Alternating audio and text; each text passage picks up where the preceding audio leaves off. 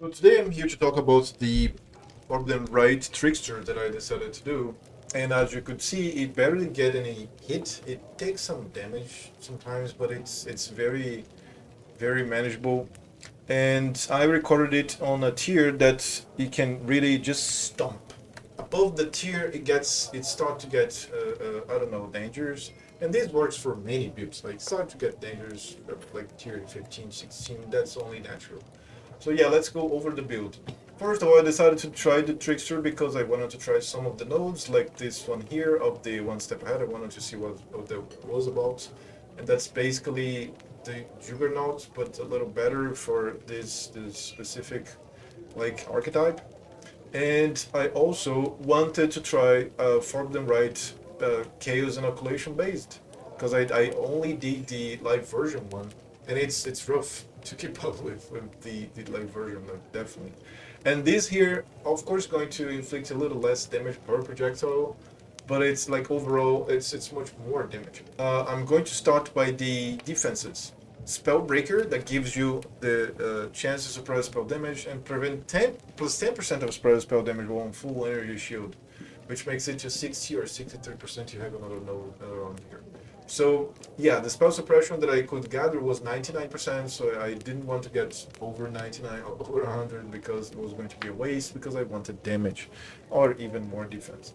So you can get that by going over here on this node here, and there are some other nodes like this one here or this one here that can provide you that. And this one here even recover 15 energy shield. And by the way, the recovery of energy shield is this build is insane. Together with Ghost where is it? It's Ghost Shroud, Ghost Dance here. Ghost Shroud is also very good.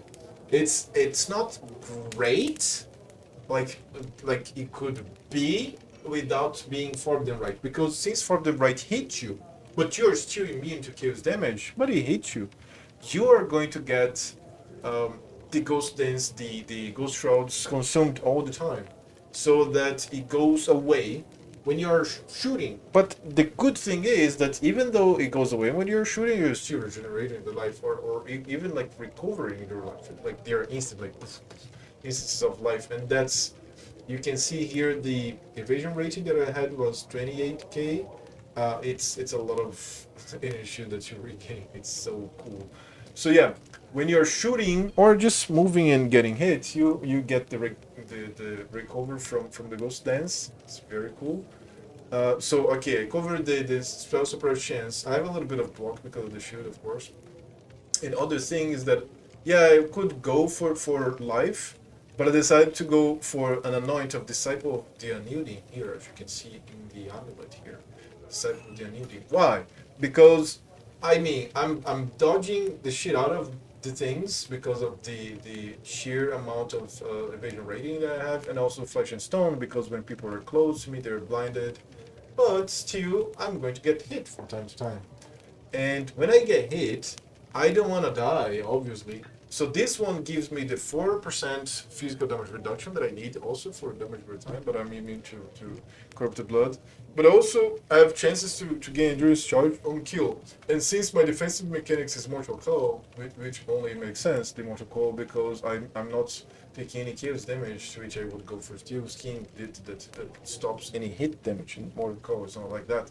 It stops elemental and physical damage, which helps for damage over time, physical damage over time as well. So the Mortal Call consumes more endurance charges for less physical damage, additional less physical damage, which is great, by the way.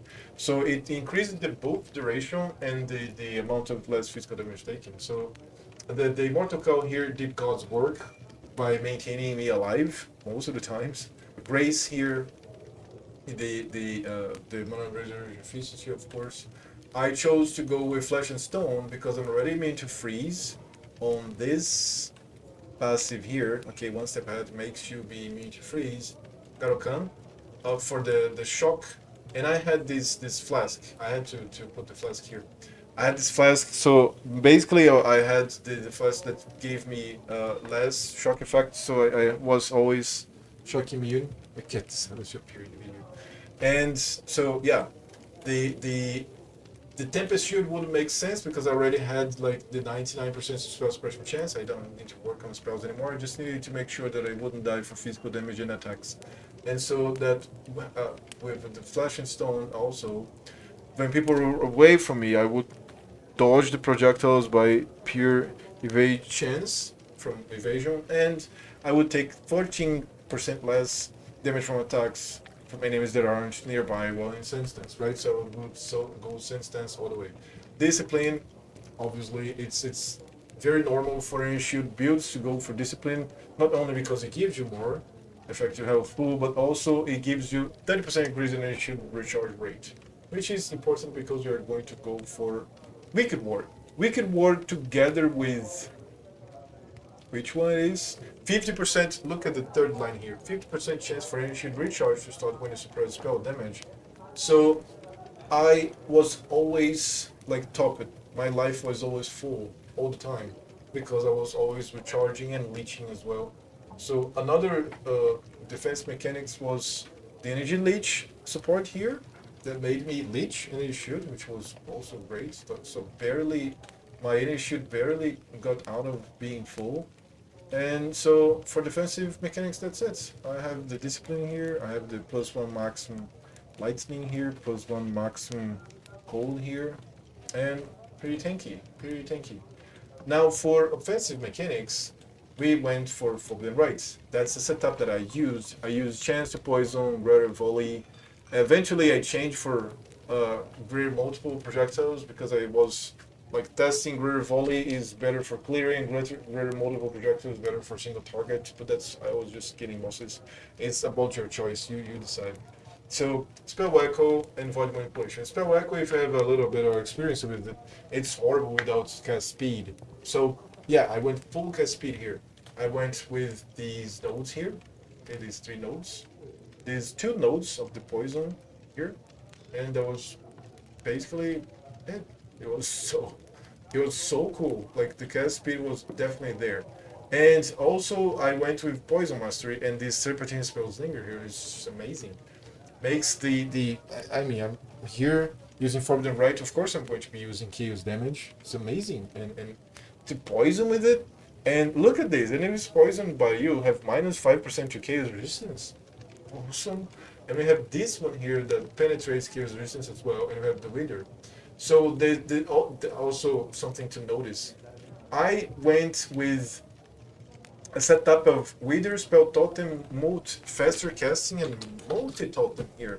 I forgot to put multiple totems. So I would put 2 and 3, and dude, this was insane. Like the Wither was very fast put. And the faster casting doesn't work for the spell totem. It's you're going to still lay the totems or put the totems in the same speed. Like it doesn't work for it, but it's, in my opinion, it's better. Some people prefer duration. It's about you decide. I prefer faster casting because I just put the totems there. It's not like I'm going to be fighting 15 seconds anyways. So I just put the totems there, and they just put the stacks of Wither so fast the enemies get like very destroyed. I used a ring that I had dropped in Heist, but not in Heist, in Delve before. Of course, enemies with despair on hit, so that's kind of necessary to have more comfort with the build, right? To just keep going. And that's it. I used Void Gaze, that is a natural ability of Ember's Unification over Circle.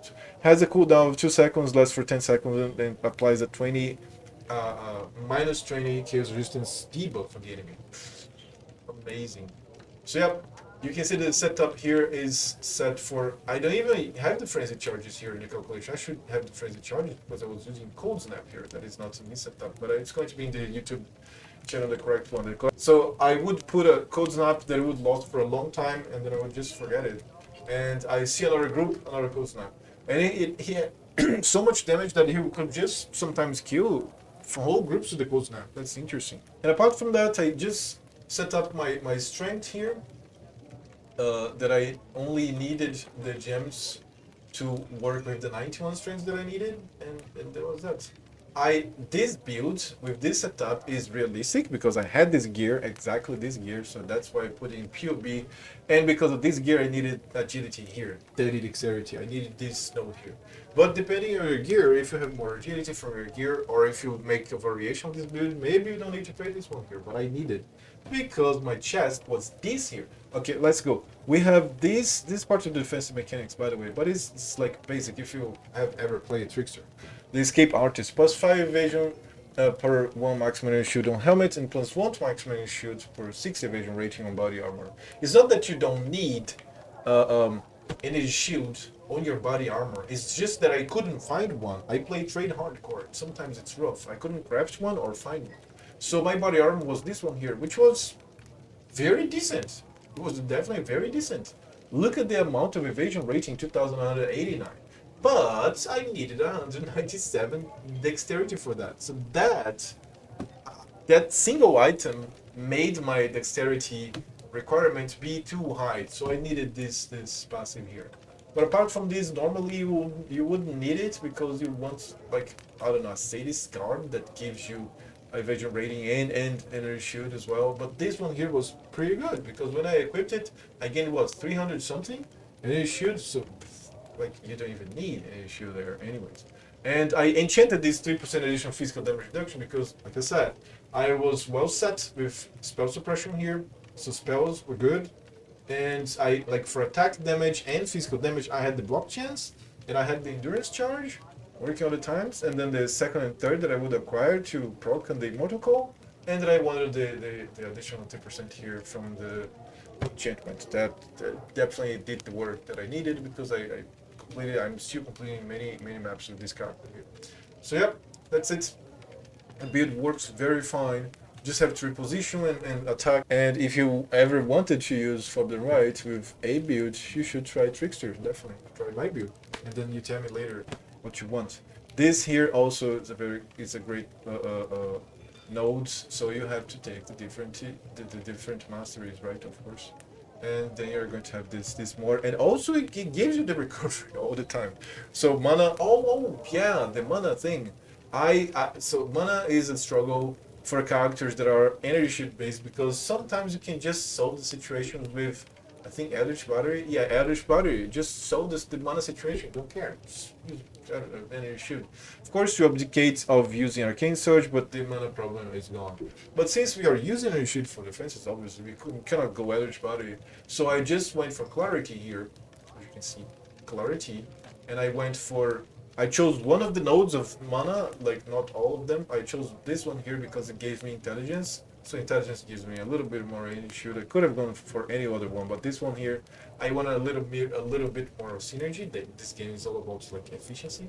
And then the mana mastery of 10% reducing mana cost of skills worked well for me because I had some unreserved mana that was, I don't know, enough for that.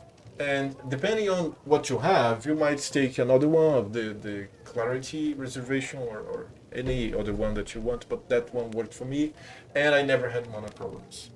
Not at all. The Immortal Call here together with, I didn't put here, the Arcane Surge.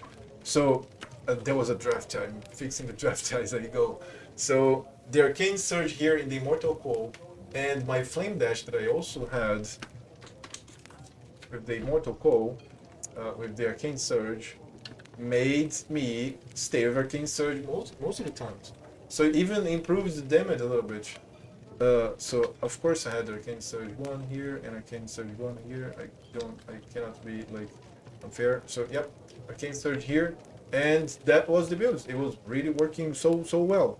I hope that you enjoy, and leave a comment if you like the build, if you have something to add.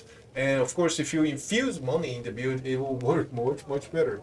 You just get better gear, and of course, you're going to have a better build. So I see you. See you next build. Subscribe. We have a Discord channel now. We are discussing shit there, and I don't know, posting memes. I stream in Twitch/Malão.